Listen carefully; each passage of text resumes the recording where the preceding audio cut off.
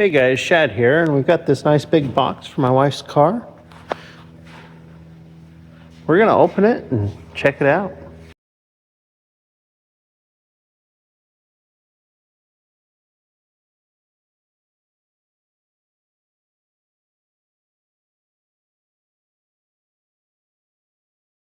All right guys, we've got this luggage roof rack for my wife's car, this CRV over here. Let's pull it out, put it together, and throw it on the car.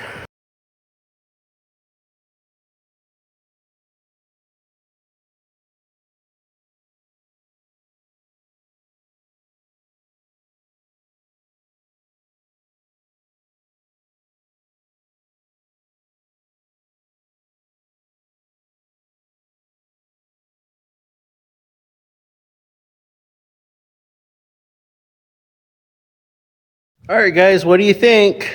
Tell me what you guys think of the car. So we're obviously going to be putting some lights up there. We're going to do a bull bar with a few more lights, Meteor tires and a lift, and a couple of other fun things. So update on the engine, I just dropped it off at the machine shop today.